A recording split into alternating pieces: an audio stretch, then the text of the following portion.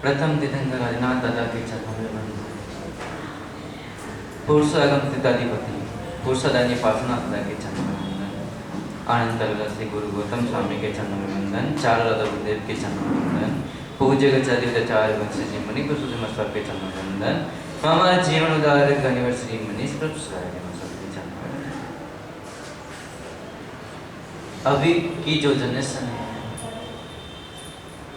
और पहले की जो जनरेशन थी, कितना डिफरेंस। पहले की जनरेशन परमात्मा की भक्ति में नहीं कहते थे, परमात्मा के प्रति श्रद्धा थी, बट अभी है पर उतना नहीं। क्यों, क्या रीजन, हम एक कहानी के माध्यम से जानेंगे।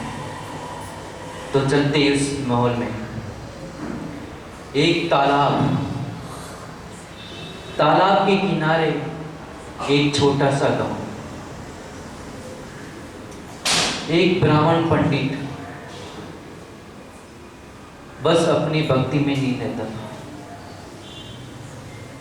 कौन क्या करे क्या नहीं करे, दुनिया का कुछ भी उसको लेना देना, सिर्फ अपनी भक्ति में आराधना में नहीं देता था। कब उसकी सुबह होती थी कब शाम होती थी कुछ भी पता नहीं चलता। बहुत समय बीता। एक बार जिज्ञासा हुई कि मैं उस तालाब के पार जो शहर है वहां पे जाऊं। तो वह पंडित नाव से तालाब पार करके शहर में जाता है और वहां पे जाता है और चलते चलते रास्ते में एक न्यूज़पेपर वाला और पहली बार न्यूज़पेपर देखता है तो जिज्ञासा होती है इसमें क्या है। तो उसे पूछता है इसमें क्या है, तो उसमें वही बता जो घटना हुई है, जो भी डायरी जो भी है उसमें सब आता है। उसने कभी देखा नहीं था, बस अपनी भक्ति में नहीं रहता। तो मुझे भी चाहिए न्यूज़पेपर। उसने जितनी अमाउंट बोला उसने अमाउंट दिया और न्यूज़पेपर लेके अपने घर वापस आए। और वह न्यूज़पेपर पहला पन्ना दूसरा ऐसा करके पूरा न्यूज़पेपर, और न्यूज़पेपर पढ़ने पर उसको इतना इंटरेस्ट होने लग गया कि नहीं मुझे और पढ़ना है। और धीरे एक न्यूज़पेपर आता, दो आता, तीन आता, ऐसे 4-5 न्यूज़पेपर अलग अब रोज पढ़ने लग गया। उसके कारण जो वो भक्ति करता था, उसकी जो परमात्मा के प्रति श्रद्धा थी वो कम हो गई। और जैसे ही अगर न्यूज़पेपर लेट हो गया, नहीं आया समय पे, तो गुस्सा होता था, आक्रोश होता था, क्यों नहीं आया, इतना लेट कैसे हो गया। तो उसके परिवार फैमिली थी तो भी बोले आप ये इस पे चक्कर में क्यों पड़े, आप अपनी भक्ति में करो। तो अपनी फैमिली के ऊपर भी चिल्ला।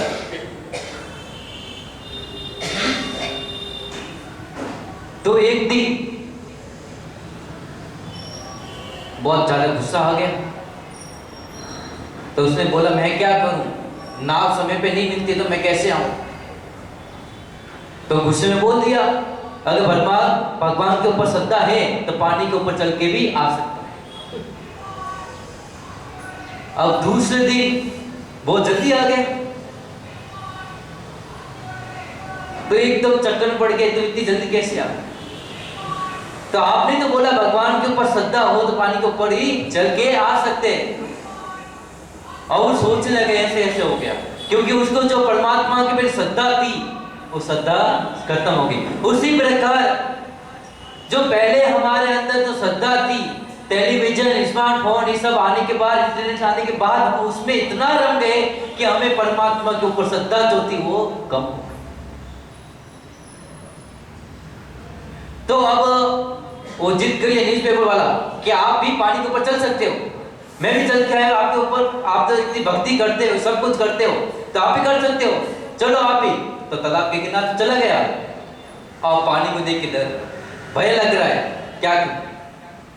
क्योंकि उसके ऊपर जो श्रद्धा थी वो कम हो गई कि नहीं कर सकते हो, आप चलो। वो नहीं चल रहा और उसको भय लग रहा है, तो उसने धक्का दिया और वो पानी के अंदर गिर गया।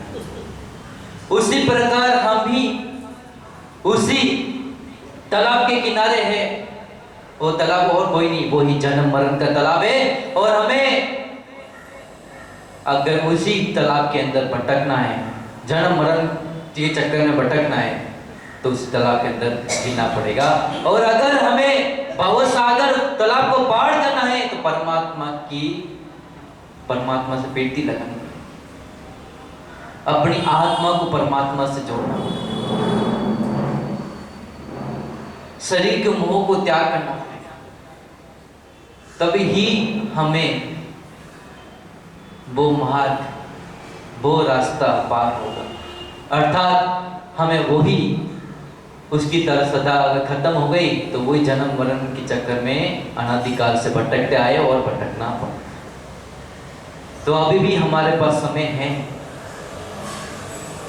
तो हमें हो सके तो अपनी आत्मा के लिए ये 4 महीने सुनहरा अवसर है, तो हमें आत्मा को परमात्मा बनाना है। जिन बड़ा कुछ बोला था मुझे, ऐसा विश्वास दिल में जमाते चलो, ऐसा विश्वास दिल में जमा के चलो, सिद्ध अरिहंत को मन में रमाते चलो, सिद्ध अरिहंत को मन में रमा के चलो। वक्त आया आएगा ऐसा कभी न कभी, वक्त आएगा ऐसा कभी ना कभी, सिद्धि पाएंगे हम भी कभी न कभी, सिद्धि पाएंगे हम भी कभी ना कभी, संयम पाएंगे हम भी कभी न कभी, संयम पाएंगे हम भी कभी ना कभी। जिन्होंने अपने प्रबल पुरुषार्थ के माध्यम से मोक्ष पद को प्राप्त कर लिया, उन सभी सिद्धात्माओं के पावन सी चरणों में हमारी भावभरी वंदना। परम उपकारी लाखों आत्माओं को भीतरा धर्म से जोड़ने वाले पूज्य दादा गुरुदेव श्री जन दत्त श्री आदि चारों दादा गुरुदेव श्री के पावन सी चरणों में हमारी भावभरी वंदना। अनंत लब्धि निदानाय श्री गुरु गौतम स्वामी ने हमारी भावभरी वंदना। परम पूज्य गणनाय श्री सुख सागर जी महाराज साहिब के पावन सी चरणों में हमारी भावभरी वंदना। परम पूज्य आचार्य सम्राट श्री मदन कांति सागर सुरीश्वर जी महाराज साहिब के पावन सी चरणों में हमारी भावभरी वंदना। भवसागर से डूबती नैया को सहारा देने वाले मेरे श्रद्धा के केंद्र परम पूज्य गुरुदेव गच्छाधिपति आचार्य भगवंत श्री मज्जन मणिप्रभ सुरीश्वर जी महाराज साहिब के पावन सी चरणों में हमारी भावभरी।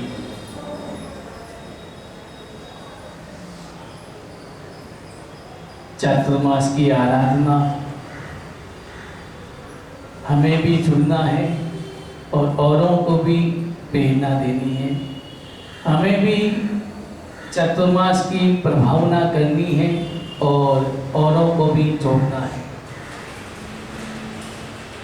धर्म की प्रभावना हम कैसे करें? आप अगर पुराने उदाहरण देखें, राजा दशरथ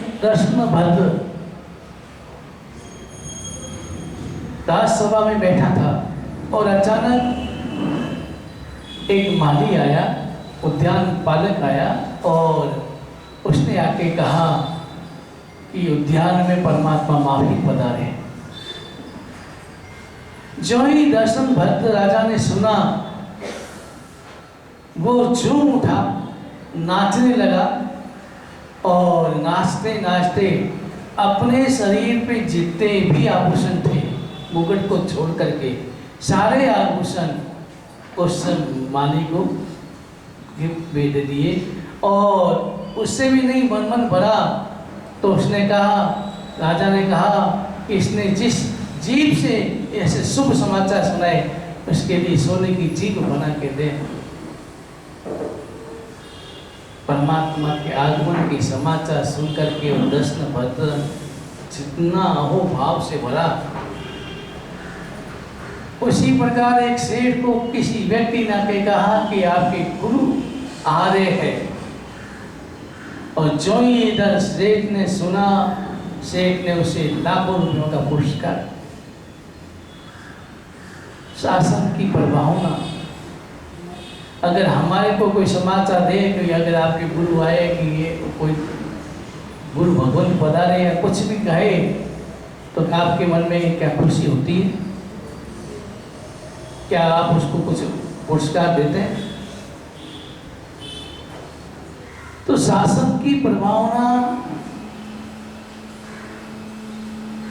अगर हमारे भीतर में परमात्मा के शासन के प्रति अहोभाव होता है, परमात्मा के शासन के प्रति श्रद्धा समर्पण के भाव होता है, परमात्मा से हमारा रोम रोम अगर जुड़ा होता है, रोम रोम में परमात्मा अगर बसे होते हैं, तब कहीं जाकर के हमें शासन की प्रभावना में भाव उत्पन्न होते हैं, शासन की प्रभावना करने के भाव उत्पन्न होते हैं।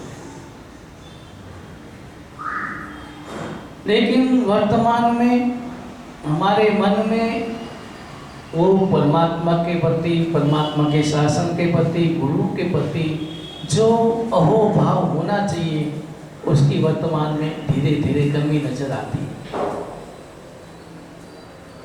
पुराने जमाने में परमात्मा की वाणी के इतने प्यासे होते थे कि गुरु भगवंत गांव से बाहर बगीचे में रुकते थे।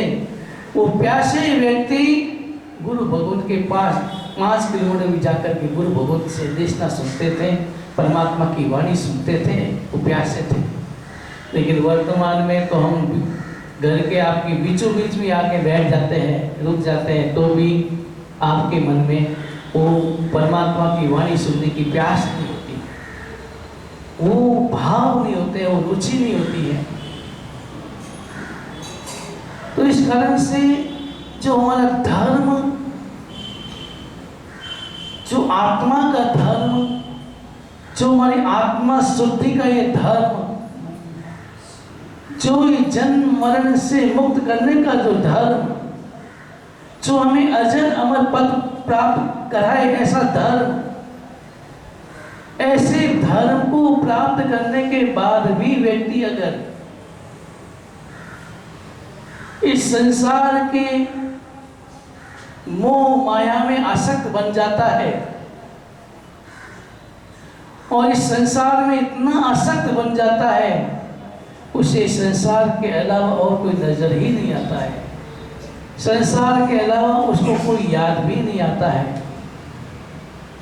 बस केवल उसे वही संसार की सुविधाएं, वही संसार के साधन, वही संसार की धन दौलत के पीछे व्यक्ति दिन रात उसी ओर भागता है, उसी ओर दौड़ता है, उसी ओर उसकी रुचि बढ़ती जाती है।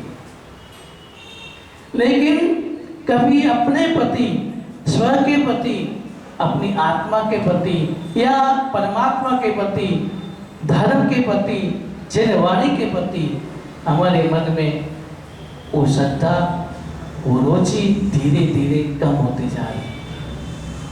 इसका कई कारण है। अभी छोटे महाराज ने बताया, पहले कोई ऐसी सुविधा नहीं थी। अभी तो जो मोबाइल आया, टीवी आई, उस मोबाइल और टीवी में हम इतने व्यस्त हो जाते हैं। मोबाइल में व्यक्ति घंटों 2-2 घंटे मोबाइल देखता रहता है, उस समय उसके पास समय वो निकाल देता है मोबाइल के लिए, लेकिन चित्तवाणी सुनने के लिए व्यक्ति समय नहीं निकाल पाता है। क्योंकि उसके मन में वो रुचि भाव नहीं रहा, वो श्रद्धा नहीं रही। उस मोबाइल में जो वो बातें देखता है, जो भ्रमित बातें सुनता है, जो भ्रमित दृश्य देखता है, उसके कारण धर्म के प्रति उसके मन में अभाव के भाव आ जाते हैं, अभाव आ जाता है। और कई बच्चे कहते हैं महाराज जी ऐसा कुछ होता है, ये आत्मा होती है, वो ऐसा होता है। वो तर्क वितर्क करते हैं। तर्क वितर्क क्यों करते हैं? क्योंकि वो मोबाइल में, टीवी में इसी प्रकार का भ्रमित बातें सुनता है, दृश्य देखता है, उस प्रकार का माहौल देखता है, बाहर का माहौल देखता है, और इस कारण से भीतर के प्रति श्रद्धा, रुचि, भाव समाप्त हो जाता है। इसलिए आप देखें, मैंने नेक्स्ट चतुर्मास खड़गपुर किया, घर केवल 120-130 घर है, लेकिन प्रवचन में सभी छोटे बच्चे, बालिकाएं, पूरे सब, पूरा परिवार एकदम हॉल फुल भर जाता था। 8:30 से 9:30 का समय दिया था, दुकान जल्दी खुलती है, लेकिन समय पर, और लगभग 90% वहां के लोग सामयिक लेके बैठते थे। और एक नियम है, परमात्मा ने शास्त्र में नियम बनाया है कि परमात्मा की वाणी व्रत में ही सुन सकते हैं। बिना व्रत परमात्मा की निष्ठा सुनते हैं तो दोष लगता है, क्योंकि व्रत में आने से हमारे भाव में परिवर्तन आता है। व्रत में यानी मैं सामयिक लेके बैठता हूँ, सामयिक चरित्र में बैठता हूँ, पहले सामयिक चरित्र, क्योंकि चतुर्मास आराधना के लिए है, विराधना से बचने के लिए। तो अगर हम सामयिक लेंगे तो विराधना से बचने के भाव आएंगे, भाई सामयिक भाव। फिर पौषध लेंगे, पौषध में विराधना कम होगी, विराधना नहीं होगी, और बाद में चारित्र, पहले सामयिक, फिर पौषध, फिर चारित्र के बाद। तो सामयिक में एक चारित्र है। अगर आप सामयिक लेके बैठते हैं तो आप हमारी कैटेगरी में आ जाते हैं कि आपका भी चारित्र है। कौन सा? सामयिक चरित्र है, मेरा भी सामयिक चरित्र है, लेकिन अंतर इतना है, आपका 48 मिनट का समय चरित्र होगा और मेरा आज ही है, बस अंतर इतना ही। लेकिन सामयिक चरित्र तो चरित्र में, सामयिक चरित्र आपके हमारा एक कैटेगरी में आ जाते हैं। इसलिए आप अगर यहाँ आते ही हैं, घंटा समय बैठना ही है, तो क्यों नहीं हम सामयिक लेके बैठे, तो आपको 2 लाभ, परमात्मा की वाणी सुनने का लाभ और सामयिक का लाभ। इसलिए मैं जहाँ भी जाता हूँ, यहाँ ये जाजर बिछी, मैं कभी जाजर नहीं बिछने देता, मैं आसन बिछवा के रखता हूँ। आसन बिछाऊँ, पत्ती रख दो, सामयिक ले लो तो अच्छी बात, नहीं तो 3 ओंकार गिन के बैठा, मेरे संबर तो हो ही जाए, संबर का लाभ तो आपको मिल ही जाएगा। इसलिए हो सके तो यहाँ से जाजर हटा दो और आसन बिछवा के रखो, 20-25 आसन बिछा दो, वो पत्ती रख दो, ताकि व्यक्ति आए, उस पर बैठे, 3 ओंकार गिन के बैठ जाए। सामयिक ले तो और अच्छा, उससे तो और हो ही नहीं सी, सामयिक चरित्र की और नहीं कर सकते। एक सामयिक करने से कितने नरक का बंधन करता है मालूम है? 1000 वर्ष का नरक का आयुष्य कम हो जाता है, और देव का आयुष्य बनता है। तो ये जो वर्तमान का जो वातावरण है हमारे सामने, उस कारण से युवक और बच्चे धर्म से विमुख होते जा रहे, धर्म से जुड़ नहीं पा रहे। अगर दादी अगर पोती को कहे, अरे चल प्रवचन चल, अच्छा है, नहीं भाई मेरे पास टाइम नहीं, मेरा कार्टून आने वाला है, मेरा वो देखना है, मुझे वो करना है, वो व्यक्ति बच्चा इतने ही तरह है, मेरे कार्टून देखने का समय है, मेरा वो सीरियल देखने का समय है। अगर संडे को भी, अगर स्कूल, वैसे तो स्कूल जाते बच्चे, अगर छुट्टी के दिन भी अगर बोले तो भी बच्चा नहीं आएगा। तो धर्म की प्रभाव हम कैसे करें, इस बात पर हमें चिंतन करना है। बच्चों को धर्म से कैसे जोड़े, उसके लिए उसको प्रलोभन देना पड़ेगा। शुरुआत में उसको प्रलोभन देना पड़ेगा। आप शुरुआत में बच्चा प्रलोभन देंगे तो आएगा, और एक बार अगर आना शुरू हो गया तो फिर उसके मन में अपने आप एक भाव आ जाएगा। और कई व्यक्ति कहते हैं बाप जी लालच में बुलाने से क्या फायदा, जबरदस्ती लाने से क्या फायदा। मैंने कहते हैं माँ बाप ने अगर जबरदस्ती बचपन में स्कूल नहीं भेजते तो तुम आप यहाँ बैठते, यहाँ तक पहुँच पाते? अगर माँ बाप बचपन में आपको जबरदस्ती रोते हुए स्कूल नहीं भेजते, रोते तो नहीं जबरदस्ती भेजते, अगर नहीं भेजते तो क्या आगे बढ़ पाते? वैसे ही बच्चों को शुरुआत में जबरदस्ती जोड़ो, उसको ऐसा कुछ विकल्प दो ताकि वो बच्चा उससे आकर्षित होकर यहाँ आए, धर्म से जुड़े। अगर एक बार धर्म से जुड़ गया तो फिर व्यक्ति धीरे धीरे आगे बढ़ता है। अब आपसे प्रश्न है, चातुर्मास धर्म आराधना के लिए कि पाप से बचने का है? इसलिए धर्म करने के लिए, पाप से बचने के लिए धर्म की आराधना करने के लिए है, या पाप कम करने के लिए, पाप से मुक्त बनने के लिए? इसलिए पाप से मुक्त बनने के लिए। धर्म हमारे आत्मा का विषय है, धर्म भीतर का विषय है और बाहर में पाप से। मैं परमात्मा से कहता हूँ, परमात्मा मैंने धर्म कम किया इसलिए मैं भटक नहीं रहा हूँ, मैंने पाप ज्यादा किया इसलिए मैं भटक रहा हूँ। मैंने आपकी भक्ति कम की इसलिए नहीं भटक रहा हूँ, मैंने पर निंदा ज्यादा की इसलिए मैं भटक रहा हूँ। तो पाप से कैसे बचे? आप चातुर्मास पर चल रहा है, अब आप अपनी लिस्ट बनाओ कि मैं किन किन पापों से बचूंगा। लिस्ट बनाओ, लिस्ट बनाओ, संकल्प करो कि मैं 4 महीने में रात्रि भोजन का त्याग करूं, रात्रि भोजन के पाप से बचूंगा। मैं 4 महीने होटल्स के पाप से बचूंगा। मैं 4 महीने अपक्षी का सेवन से बचूंगा, पाप से बचूंगा। मैं 4 महीने जमीन धन के पाप से बचूंगा। मैं 4 महीने परमात्मा की भक्ति करूंगा, परमात्मा की पूजा, परमात्मा की वाणी का श्रवण करूंगा। आप कितने पाप से बचेंगे? कुमारपाल महाराजा थे, वो इतने बड़े महाराजा थे, फिर भी वो केवल 3 जगह ही जाते थे, चौथी जगह वो चलते ही नहीं थे, जाते ही नहीं थे। 3 जगह कौन से? परमात्मा के मंदिर, उपासना में और राजसभा, उसके अलावा वो कहीं जाते ही नहीं। क्यों नहीं जाते थे? यातायात का कोई उपयोग नहीं करते थे, कभी उसने 4 महीने रथ का उपयोग भी नहीं करते थे। क्यों? क्योंकि वो विराधना से बचते थे, पाप से बचने का संकल्प किया। रात्रि भोजन का सवाल ही नहीं, अपक्षी का सेवन सवाल ही नहीं, और जमीन का उपयोग करने का सवाल ही नहीं। होटल तो उस समय होते ही नहीं थे ना, कुछ कम ही लोग होटल समझते नहीं, कम, बहुत कम जाते थे। तो आप वर्तमान में आप कितने पापों से बचेंगे? कौन सा संकल्प करेंगे चातुर्मास के अंदर इन 4 महीनों में? मैंने बम्बई चातुर्मास किया तो बम्बई में 2 महीने तक तो युवक लोग, पूरे युवक लोग रात्रि भोजन, होटल का त्याग और परमात्मा की पूजा और परमात्मा की वाणी, 2 महीने तो पूरे सुनते थे, जाते थे, आते थे। ये मैंने बम्बई में देखा। सारे युवक, प्रवचन भर जाता, हॉल भर जाता।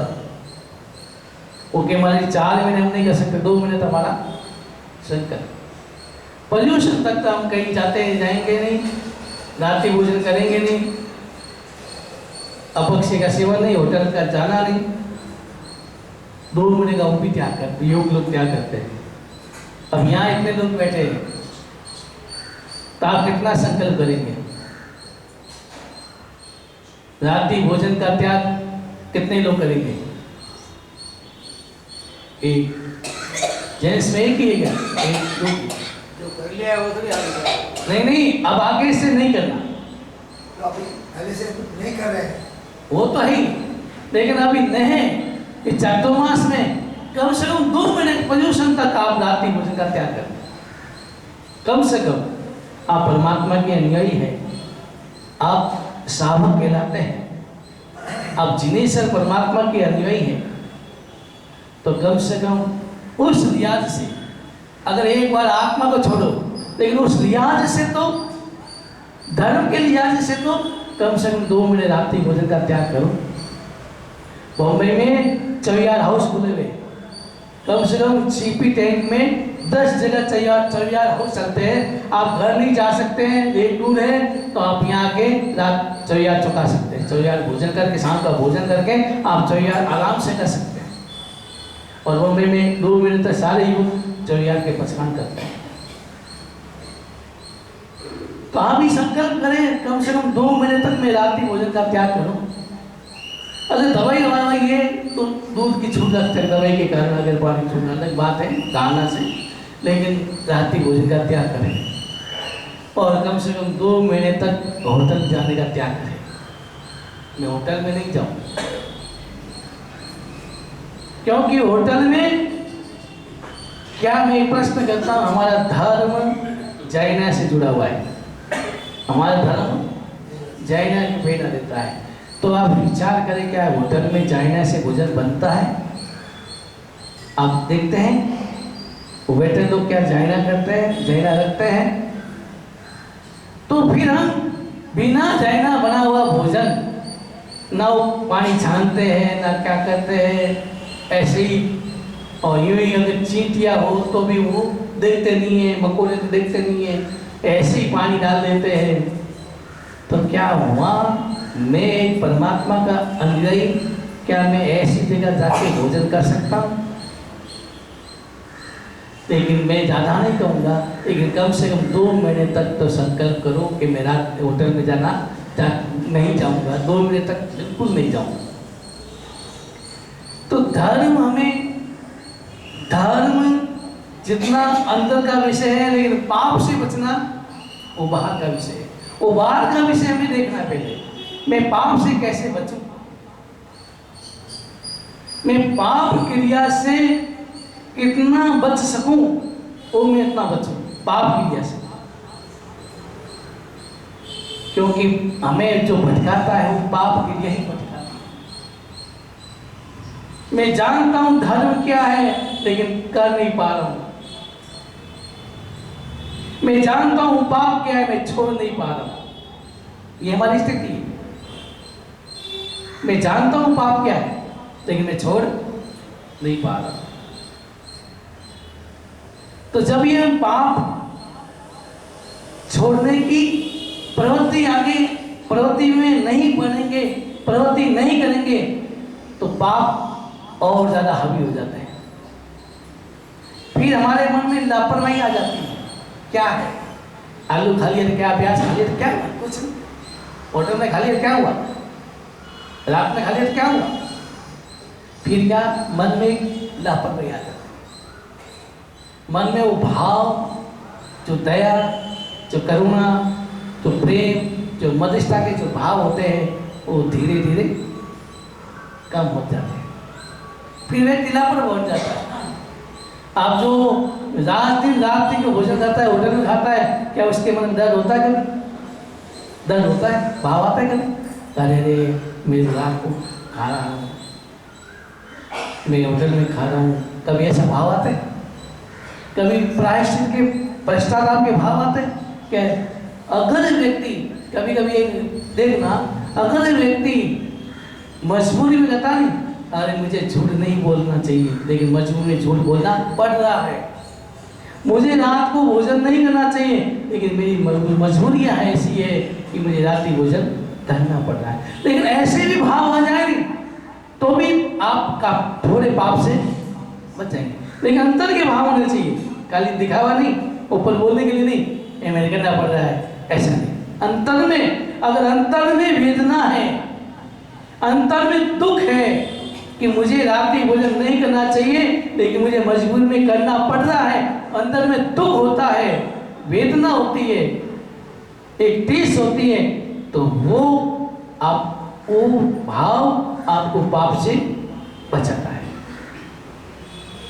लेकिन अंतर में भाव ही नहीं है, आराम से खाते हैं रात्रि भोजन, आराम से जमीन का उपयोग कर लेते हैं, होटलों में खा लेते हैं, सब कुछ कर लेते हैं, और फिर भी हम परमात्मा की पूजा करके तिलक लगाते हैं, हे परमात्मा मैं तेरी आज्ञा का शिरोधारी करता हूँ। क्या करते हो आप? कौन सी आज्ञा शिरोधारी करते हो? कौन परमात्मा की कौन सी आज्ञा को शिरोधारी करते हो? केवल दिखावा या ऊपर तिलक लगाने से, परमात्मा की पूजा करने से आप मोक्ष नहीं पहुंच सकते। परमात्मा की पूजा नहीं करने वाला मोक्ष नरक में जा भी सकता है। और जरूरी नहीं कि परमात्मा की पूजा नहीं करता वो नरक में जाए, लेकिन जो परमात्मा की आज्ञा की विराधना करता है वो नरक में जाता है। इसलिए शास्त्र में परम धर्म की परिभाषा क्या बताई, मैंने बताया था, आना ही धर्मो, परमात्मा की आज्ञा ही धर्म है, उसके अलावा कोई धर्म नहीं। तो जब परमात्मा की आज्ञा ही धर्म बताया, तो हम अब अपने आप से प्रश्न करें कि मैं कौन सी परमात्मा की आज्ञा का पालन कर रहा हूं, कितना कर रहा हूं, कितनी आज्ञा का पालन कर मैं जी रहा हूं, परमात्मा की आज्ञा में जी रहा हूं, कितनी आज्ञा पालन करता हूं। और आज्ञा का पालन नहीं है और आप कितनी ही पूजा कर लो, कितनी भक्ति कर लो, कितना ही दिखावा कर लो, कितनी तपस्या कर लो, 8 दिन तो आप उपवास कर लिए और 90 दिन होटल पहुंच गए, आज्ञा कहाँ है, आज्ञा का पालन कहाँ। तो कितनी ही तपस्या कर लो, जब तक परमात्मा की आज्ञा हमारे भीतर में नहीं उतरेगी, आज्ञा के पालन के भाव नहीं उतरेंगे, तब तक धर्म हो नहीं सकता, धर्म में प्रवृत्त नहीं कर सकते, भीतर में प्रवेश नहीं कर पाते, भीतर में एक मन में प्रायश्चित के भाव पैदा नहीं हो सकते। प्रायश्चित के भाव उस व्यक्ति के होते जो परमात्मा की आज्ञा को मानता है और आज्ञा के विपरीत कभी कोई काम हो जाता है, उसके मन में क्या भाव आते हैं, प्रायश्चित के भाव। और जो आज्ञा का पालन ही नहीं करता है, उसके मन में प्रायश्चित के भाव कैसे आएंगे। आप इतने महीने इतने बड़े हो गए, 50 साल 60 साल के, इतने 40 साल, लेकिन आप इतने सालों से रात्रि भोजन करते हैं, कभी मन में पश्चाताप के भाव आते हैं? क्यों नहीं आते? क्योंकि आपने आज्ञा की माना ही नहीं, परमात्मा की आज्ञा के विपरीत हम जीवन जी रहे हैं, तो मन में कहां से भाव आएंगे, पश्चाताप के, प्रायश्चित के, का आत्मा का भाव आएंगे। कभी आत्मा की याद भी नहीं आएगी कि मेरी आत्मा इस 84 चक्कर में भटक रही है और 84 चक्कर में चक्कर काट के यहाँ तक पहुंची है, मनुष्य जन्म प्राप्त किया है, और यहाँ आने के बाद मुझे सब कुछ सुविधाएं मिली, अनुकूलता मिली, परमात्मा का शासन मिला, जिन वाणी मिली, जिन प्रतिमा। वर्तमान में भले ही केवल ज्ञानी मनोबल ज्ञानी नहीं है, जैसे कोई व्यक्ति तालाब या नदी में डूब रहा है, उस व्यक्ति को कोई दूसरा व्यक्ति हाथ पकड़ के उसे बाहर निकाल दे, तो व्यक्ति उसको धन्यवाद भी देगा, उसको गिफ्ट भी देगा, उसके मन में उसके प्रति आदर के भाव भी जगेंगे, उसका उपकार याद रखेगा जिंदगी भर कि उसने मुझे बचाया। तो हमें भी बचाने वाले कौन है? हम भी ये जन्म मरण कर रहे थे, कहां पर? निगोद में। निगोद में जन्म मरण कर रहे थे, तो उसको बाहर निकालने वाले कौन? हमें बाहर निकालने वाला कौन है? सिद्ध भगवंत है। सिद्ध भगवंत ने आपको बाहर तो निकाल दिया, अब आप कह दिया अब तुम पुरुषार्थ करो, अब तुम, क्योंकि तुम्हें समझ मिल गई, अब तुम पुरुषार्थ करो। और हम पुरुषार्थ करते करते यहाँ तक पहुंचे। यहाँ आने के बाद अगर केवल ज्ञानी नहीं, कोई नहीं है, तो फिर भी इस संसार सागर को पार करने के लिए दो सहारे तो मिले। कहते नहीं, डूबते हुए को तनके का सहारा भी काफी होता है। वैसे हमें 2 साधन तो मिले ही है ना, अभी उस 2 साधनों का सहारा ले लो तो भव सागर से पार हो जाओगे। 2 साधन कौन से? एक जिन प्रतिमा और एक जिनवाणी। जिन प्रतिमा और जिनवाणी। जिन प्रतिमा और जिनवाणी का अगर हमने सहारा ले लिया, उसको पकड़ लिया, तो हम संसार सागर से पार हो जाएंगे, हो सकते हैं। लेकिन जिन वाणी और जिन प्रतिमा के प्रति हमारे भीतर में श्रद्धा रुचि भाव उतना ही थी। श्रद्धा नहीं है, रुचि नहीं है और भाव नहीं है, तो फिर हम संसार सागर से पार हो नहीं सकते। सारा पकड़ लिया, बिना इच्छा से पकड़ा, मजबूती से नहीं पकड़ा तो सारा छूट जाएगा, और सारा छूट गया तो क्या हो जाएगा, व्यक्ति डूब जाएगा। वैसे ही अगर हमने मजबूती से सारा पकड़ा, जिन प्रतिमा का, जिन वाणी का सारा मजबूती से पकड़ लिया, अहोभाव से भर के पकड़ा, तो आप संसार सागर से पार हो जाएंगे। लेकिन भाव, सबसे पहले आपको यही चिंतन करना है कि शास्त्रों में धर्म की परिभाषा आना ही तो वो बताया, तो मैं अपने आप से प्रश्न करूं कि मैं परमात्मा की आज्ञा में कितना जी पा रहा हूँ, कितना जीता हूँ, मैं ऐसा क्या करता हूँ जिसमें परमात्मा की आज्ञा का पालन होता हो। कोई मंदिर बना दिया, धर्मशाला बना दी, करोड़ों रुपए धर्म में खर्च कर दिया, वो समझ लिया मैं मोक्ष पहुंच जाऊंगा, कोई जरूरी नहीं है, कोई जरूरी नहीं। लेकिन जो व्यक्ति परमात्मा की आज्ञा के अनुरूप जीवन जीता है, वो व्यक्ति जरूर मोक्ष जा सकता है।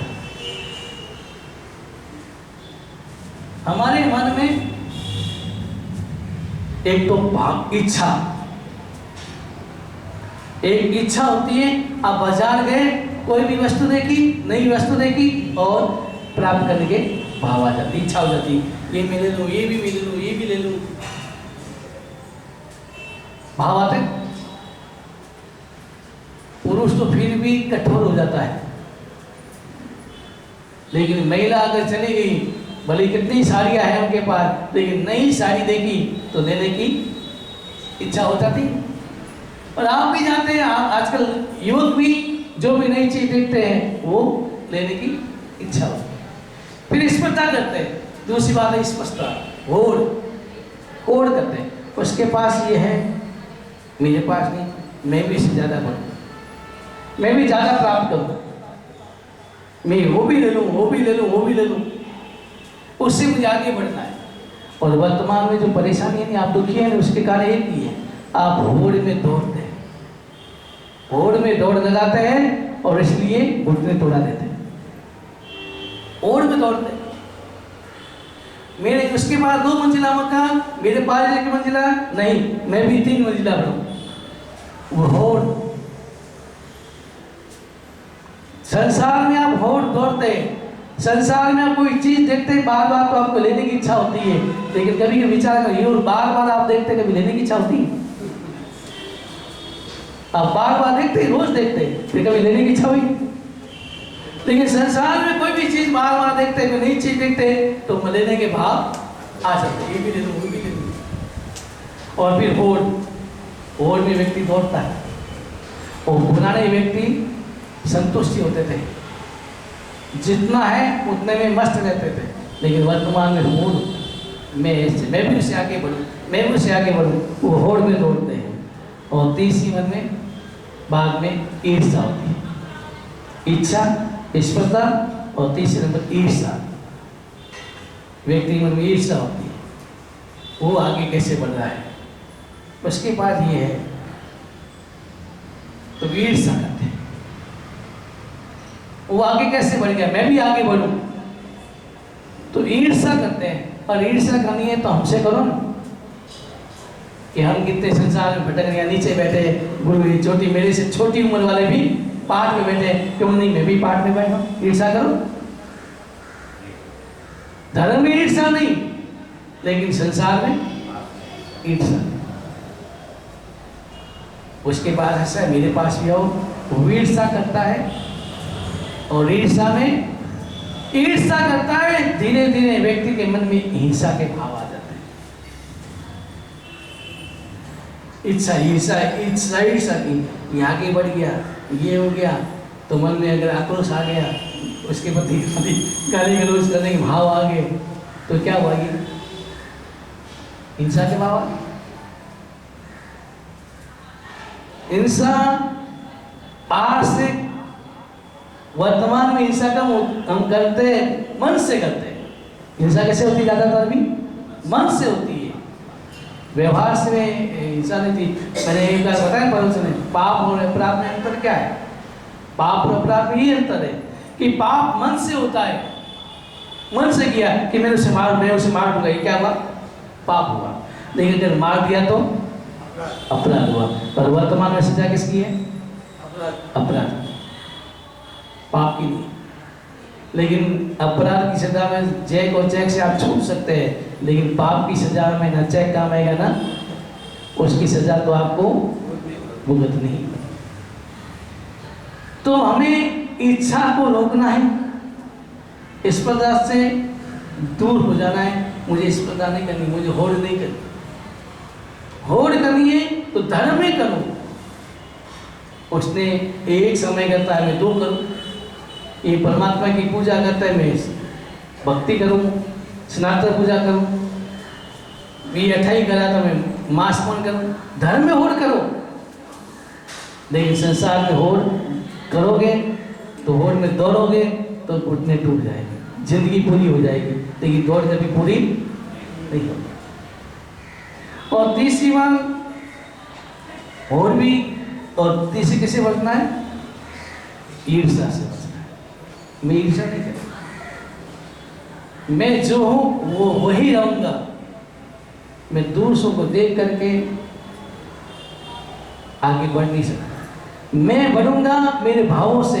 उसके पास है, अगर हमारे मुसलमान में यही अंतर है भाव में। नहीं, एक मुसलमान करोड़पति बन जाए अलग नहीं, क्या अल्लाह की मेहरबानी। क्या बोलेगा वो? क्या करेगा? क्या अल्लाह की मेहरबानी। और अगर अपना व्यक्ति करोड़पति बन जाए तो आप क्या कहेंगे? कहेंगे ऐसे क्या इनकी पुण्य का प्रभाव है? ऐसे बोलते हैं कि यार कल तो 2 नंबर ये ऐसा कर रहा था, 2 नंबर का काम किया, उल्टा सुल्टा किया और पैसे वाला बन गया। ज्यादातर यही भाव आते हैं।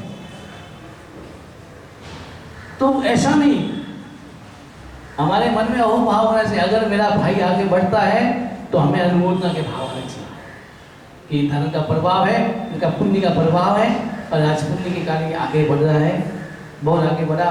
और अनुमोदना करें, और अनुमोदना करेंगे तो पाप से बचेंगे, हिंसा के भाव से बचेंगे।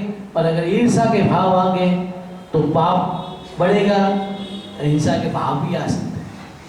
ईर्ष्या, इसने मिला, इसने ये किया और आज ये आगे बढ़ गया, मैं उसको जब तक सबक नहीं सिखाऊंगा तब तक मुझे चैन नहीं। क्या हुआ? किसके भाव आए? ईर्ष्या के कारण हिंसा के भाव आ जाए।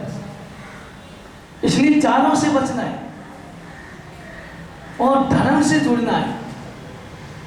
धर्म कब होगा चलेगा, लेकिन पाप से बचना है, पाप प्रवृत्तियों से बचना है, पाप को छोड़ना है। धर्म आत्मा का विषय। अगर पाप से आप मुक्त बन गए, हमारा धर्म क्या नहीं करना चाहिए वो बताता है, क्या करना चाहिए अपने आप समझाते हुए। विराटता से बचे तो विराटता से बचे क्या करना है फिर? आराधना करनी। तो वो कहना नहीं पड़ेगा कि विराटता से बचे हो। क्या कहेंगे? फिर परमात्मा ने नेगेटिव हर बात उल्टी की। मूर्छावाद वीर बनवावत, झूठ मत बोलो। झूठ नहीं बोलो तो क्या बोलना है? सत्य। अपना आप हो गया ना, वो कहना नहीं, अलग से नहीं कहना पड़ेगा तुम सच्चे बोलो। तो हमारा धर्म नेगेटिव है, क्या नहीं करना है वो समझ में आ गया तो क्या करना है वो कहने की अपेक्षा नहीं रहती। तो पाप से बचेंगे, पाप प्रवृत्ति से बचेंगे तो अपने आप व्यक्ति धर्म से अपना आप छूट जाए। तो हमें संकल्प करना है, पाप प्रवृत्ति से बचना है। मैंने आज 4 बातें की, उसमें तो संकल्प करो कि मैं 2 महीने रात्रि भोजन नहीं करूँगा, मैं 2 महीने होटल में नहीं जाऊँगा, मैं 2 महीने जमीन घर का उपयोग नहीं करूँगा, बख्शी का उपयोग नहीं करूँगा। इतना तो संकल्प करो। 2 महीने का कह रहा हूँ, 4 महीने भी नहीं कह रहा हूँ। पर्यूषण तक तो कम से कम हम इतना तो पाप से बचे, इतना संकल्प करना है। और ये धर्म की परिभावना खुद भी करें और औरों को भी जोड़े, खुद भी आराधना करें और औरों को भी धर्म की आराधना में जोड़ने का काम करें, पुरुषार्थ करें, प्रेरणा दें, धर्म की दलाली करें, ताकि ये चतुर्मास हमारा आराधना में, साधना में पाप प्रवृत्ति से मुक्त बनने के लिए ये हमारा चातुर्मास सफल बने, ताकि हमारी आत्मा धीरे धीरे शुद्ध बुद्ध और मुक्त बन सके। प्रश्न पूछ।